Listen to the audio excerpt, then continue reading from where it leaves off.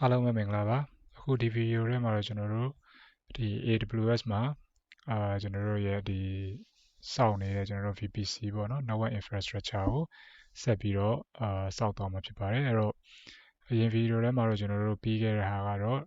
ဒီမှာတွေ့ရတယ်ကျွန်တော်တို့ Subnet A နဲ့ Subnet B ကို configure လုပ်ခဲ့တယ်အဲ့တော့ဒီကျွန်တော်တို့ဒီ Subnet ထဲမှာပုံမှန်ဆိုရင်ကျွန်တော်တို့ဒီ EC2 instance တွေပေါ့နော် resource တွေရှိမယ်ကျွန်တော်တို့ရဲ့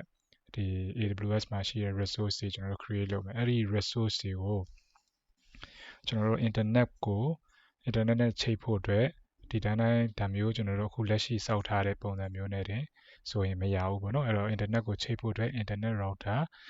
တစ်ခုလိုတယ်ပေါ့ဥပမာကျွန်တော်တို့ဒီ on prime မှာဆိုလဲကျွန်တော်တို့ရဲ့ data center ကနေပြီးတော့ internet ထွက်ဖို့အတွက်ကျွန်တော်တို့ ISP တို့ဘာတို့ကနေပြီးတော့ internet circuit ကိုကျွန်တော်တို့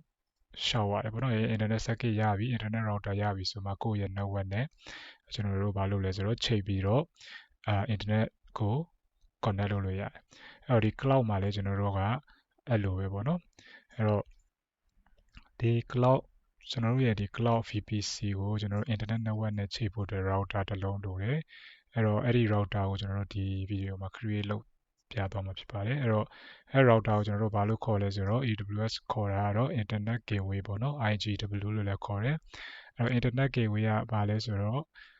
ကျွန်တော်တို့ရဲ့ဒီ VPC နဲ့ internet နဲ့ကိုချိန်ပေးတဲ့ router ပဲပေါ့နော်အဲ့တော့အဲ့ router ကတကယ်တမ်းကျွန်တော်တို့ဒီ AWS manage လုပ်တယ်ကျွန်တော်တို့ပုံမှန်ဆို access လည်းမရှိဘူးပေါ့နော်ပြီးတော့သူ့မှာ HA high availability ရှိတယ်နောက်ပြီးတော့ bandwidth တွေပါတယ်ကျွန်တော်တို့စိုးရင်စရာမလိုဘူးအဲ့တော့သူကိုယ့်ရဲ့ network traffic ဒီအသုံးပြုတဲ့ပုံမှာမူတည်ပြီးတော့သူ့ရဲ့ bandwidth တို့ဘာတို့ကလည်း AWS ကနောက်ကနေပြီးတော့သူ auto ကျွန်တော်တို့ scale up လုပ်သွားတယ်ပေါ့နော်ပြီးတော့ high availability လည်းရှိတယ်အဲ့တော့သူက AWS ကကျွန်တော်တို့ gateway တွေကို redundant အနေနဲ့သူ့ရဲ့ infra ထဲမှာ setup လုပ်ထားတယ်အဲ့အတွက်ကျွန်တော်တို့ high availability လည်းရှိတယ်ကျွန်တော် bandwidth constraint တွေလည်းကျွန်တော်တို့စိုးရင်စရာမလိုဘူးပေါ့နော်အဲ့တော့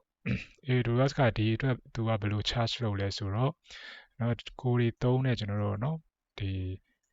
internet traffic rate ပေါ်မှာမူတည်ပြီးတော့ဒါက charging လုပ်တာပေါ့အဲ့တော့ကိုသူ့ရဲ့ပုံမှန်ဒီ overall အနေနဲ့ဆိုရင် AWS ထဲကိုကျွန်တော်တို့ traffic inbound ဆိုရင်ကျွန်တော်တို့ charge မလုပ်ဘူး outbound ဆိုရင်ကျွန်တော်တို့ charge လုပ်တယ်ဒါကနောက်ပိုင်းဒီ AWS ကျွန်တော်တို့ pricing တွေပါတယ်ကိုဖတ်ကြည့်မယ်ဆိုရင်တော့ဒါသိနိုင်တယ်ပေါ့နော်အဲ့တော့လောလောဆယ်တော့ကျွန်တော် app pricing တွေကိုမပြောတော့ဘူးသူ့ရဲ့ကျွန်တော် technical setup လုပ်တာပဲဒါ sharing လုပ်မှာဖြစ်ပါတယ်အဲ့တော့ဒီ IGW ကကျွန်တော်တို့ VPC နဲ့ကျွန်တော် internet ကိုချိတ်ဆက်ပေးထားတယ်ပြီးတော့သူကဘာလဲဆို1 to 1 NAT ကျွန်တော်တို့ဒီ cloud ထဲမှာကျွန်တော်တို့ VPC ထဲမှာရှိတဲ့ resource တွေကသူတို့ရှိမှာ public IP တစ်ခုချင်းစီ assign လုပ်ပေးတာပေါ့နော်ဒီ AWS ကဥပမာထားပါကျွန်တော်တို့ရဲ့ဒီ cloud ထဲမှာ computer ရှိတယ်ဆိုအဲ့ computer ကလည်းကျွန်တော်တို့ public IP address တစ်ခုရတယ်အဲ့တော့1 to 1 NAT လုပ်ပေးတယ်အဲ့တော့ default VPC တွေမှာကျွန်တော်တို့ default IGW ပါပြီးသားပေါ့နော်အဲ့တော့ကိုယ့်ရဲ့ဒီကျွန်တော်တို့ဥပမာ region ထဲမှာdefault VPC ကိုကိုယ်သုံးမယ်ဆိုရင်သူ့မှာ default IGW associate လုပ်ပြီးသားဖြစ်တယ်အဲ့တော့အဲ့လိုမဟုတ်ဘဲနဲ့ကျွန်တော် default VPC မဟုတ်ဘဲနဲ့ကျွန်တော်တို့ကိုယ်ပိုင် custom new VPC create လုပ်တယ်ဆိုရင်တော့ကျွန်တော်တို့ကဒီ IGW ကို VPC နဲ့ချိတ်ပေးရမှာပေါ့နော်အဲ့တော့ဒီမှာဆိုရင်ကျွန်တော်တို့တွေ့ရတဲ့ဟာကဒါကျွန်တော်တို့လက်ရှိsetup လုပ်ထားတဲ့ဒါ network diagram ပေါ့နော်အဲ့တော့ဒီမှာဆိုရင်ကျွန်တော်တို့ subnet နှစ်ခုပြီးသွားတယ်ဒီ subnet နှစ်ခုပြီးသွားတော့ဒီကျွန်တော်တို့ VPC ကို internet နဲ့ချိတ်ဖို့အတွက် internet gateway ဆိုတဲ့resource တစ်ခုလိုတယ်ပေါ့နော် AWS resource တစ်ခုလိုတယ်အဲ့တော့ internet gateway ကကျွန်တော်တို့ဘယ်မှာ run လဲဆိုတော့ကျွန်တော်တို့ VPC level မှာ run တယ်အဲ့တော့ကျွန်တော်တို့ဒီမှာ availability zone တစ်ခုရှိတယ်။ဥပမာနှစ်ခုရှိတယ်ဆိုလဲကျွန်တော်တို့ရဲ့ပုံမှန် internet gateway တစ်ခုပဲလိုပဲပေါ့နော်။အဲ့ဒါကြောင့်မလို့ကျွန်တော်တို့အရင်ပြောခဲ့တဲ့ video တွေမှာသူ့ရဲ့ scope ကိုလည်းကိုတွေကသိထားဖို့လိုတယ်ပေါ့နော်။ဒီ resource က AWS resource ကသူ့ရဲ့ scope ကဘယ်လောက်ရှိလဲ။ဥပမာ region နဲ့လားavailability zone level လားเนาะအဲ့ဒါမျိုးပေါ့။အဲ့တော့ ဒီ IGW ကတော့ internet gateway ကတော့ကျွန်တော်တို့ VPC နဲ့ associate လုပ်ထားတဲ့အတွက်သူက VPC level 1 coverage ဖြစ်တယ်ပေါ့နော်အဲ့တော့ဒီကျွန်တော်တို့ availability zone A ကလူကလည်းဒီ internet ကိုထွက်လို့ရတယ် B ကလူကလည်း internet ကိုထွက်လို့ရတယ်အဲ့တော့ဒါက internet gateway နောက်ပိုင်းမှာလာမယ့် gateway တွေကကြတော့အဲ့ထက်ကတစ်ခုကကြတော့ကျွန်တော်တို့ဒီ VPC level မဟုတ်ဘူးသူကကြတော့ availability zone ပေါ့နော်အဲ့ဒါကိုကျွန်တော်နောက် video ထဲမှာsharing လုပ်ပေးသွားပါမယ်အဲ့တော့အခုအဲ့ဒါဆိုရင်ကျွန်တော်တို့ဒီ internet gateway ကို create လုပ်ရပါမယ်ဒီ internet gateway ကို create လုပ်မှကျွန်တော်တို့ရဲ့ VPC ထဲမှာရှိတဲ့ server တွေ resource တွေ internet သုံးချင်တယ်ဆိုရင်တို့ internet ကိုထွက်ပြီးတော့ connect လုပ်ပြီးတော့သုံးလို့ရတယ်ပေါ့နော်အဲ့လိုပဲကျွန်တော်တို့ဒီ VPC ကနေပြီးတော့ထွက်တဲ့အပြင်ကျွန်တော်တို့အပြင်ကနေပြီးတော့ဥပမာ remote ဒီမှာကျွန်တော်တို့ user တယောက်ရှိမယ်ကျွန်တော်တို့ရဲ့ user ရှိမယ်เนาะ admin ဖြစ်ဖြစ်သူကကျွန်တော်တို့ရဲ့ဒီ VPC ထဲမှာရှိတဲ့ဥပမာထားပါတော့ server ကို remote လှမ်းပြီးတော့ access လုပ်မယ်ဆိုရင်လည်းဒီ internet gateway ရှိမှာပဲကျွန်တော်တို့အဆင်ပြေလုပ်လို့ရတယ်ပေါ့เนาะအဲ့တော့ inbound နဲ့ outbound အတွက် internet gateway ကျွန်တော်တို့ create လုပ်မှာဖြစ်ပါတယ်အဲ့တော့ကျေးဇူးတင်ပါတယ်ခုလိုကြည့်ရှုပေးတာနောက် video မှာကျွန်တော်တို့ဒီ IGW ကိုကျွန်တော်တို့ create လုပ်သွားမှာဖြစ်ပါတယ်အားလုံးပဲမင်္ဂလာပါအဲ့တော့ဒီ video ထဲမှာတော့ကျွန်တော်တို့အရင်ကျွန်တော်တို့ဒီ VPC subnet တွေပြီးသွားတော့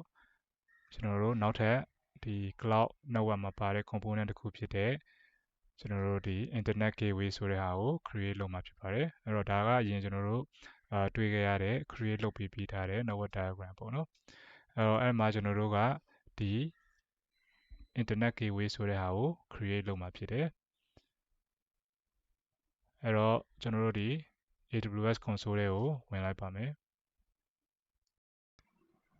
Okay အဲ့ဆိုရင်ကျွန်တော်တို့ဒီမှာရောက်သွားပြီပေါ့နော် subnet နှစ်ခု create လုပ်ထားတယ် subnet A နဲ့ subnet B အခုကျွန်တော်တို့ဒီ create လုပ်မှာက internet gateway internet gateway ဆိုတော့ကျွန်တော်တို့ဒီမှာ VPC အောက်ကကျွန်တော် internet gateway ကို click နှိပ်လိုက်မယ်အဲ့တော့ဒီမှာတွေ့ရတာကဘာလဲဆိုတော့ပထမဦးဆုံးတွေ့ရတာကျွန်တော်ဒီရှိပြီးသားပေါ့နော် internet gateway ရှိပြီးသားအဲ့တော့ဒီ internet gateway ကဘာနဲ့ချိန်ထားလဲဆိုတော့ကျွန်တော် default VPC ကျွန်တော်တို့ create လုပ်တဲ့ VPC မဟုတ်ဘူးသူ့ရဲ့ region တွေမှာပါတဲ့ default VPC နဲ့ create လုပ်တဲ့ဒီ default VPC နဲ့ကျွန်တော်တို့ချိန်ထားတာပေါ့နော်အဲ့တော့ကိုယ့်ရဲ့ VPC ကကျွန်တော်တို့ default VPC မဟုတ်ဘူးဆိုရင်ကိုယ့်ကိုပြန်ပြီး create လုပ်တဲ့ VPC ဆိုရင်ဒီ IGW ကကျွန်တော်တို့က create လုပ်ပေးဖို့လိုတယ်ပေါ့နော်ဒါမှမဟုတ်လဲကျွန်တော်တို့ဒီ default IGW ပေါ့ internet gateway ကိုဒီကို create လုပ်လိုက်တဲ့ VPC မှာတွားပြီးတော့ကျွန်တော်တို့ associate လုပ်လဲရတယ်ဒီမှာတော့ကျွန်တော်create လုပ်မယ် internet gateway create လုပ်မယ်ဆိုရင်ဘာမှအရင်ကျွန်တော်တို့ဒီ configure လုပ်စရာဒီမှာဆိုရင်မရှိဘူးပေါ့နော်ကိုယ့်ကိုကျွန်တော်တို့ name ပေးလို့ရတယ်ဆိုတော့ဒီမှာဆိုရင်ကျွန်တော်တို့ VPCA ရဲ့ IGW ပေါ့ဟုတ်ပြီ create လုပ်ပြီးသွားပြီဆိုရင်ကျွန်တော်တို့ဒီcreate လုပ်ပြီးသွားပြီအဲ့တော့ internet gateway ကိုကျွန်တော်တို့ပြန်ကြည့်မယ်ဆိုရင်ဒီမှာနှစ်ခုရှိတယ်ပထမအပေါ်ကတစ်ခုဟာဘာလဲဆိုတော့ခုနကတော့ကျွန်တော်တို့ default VPC နဲ့ create လုပ်ထားတဲ့ IGW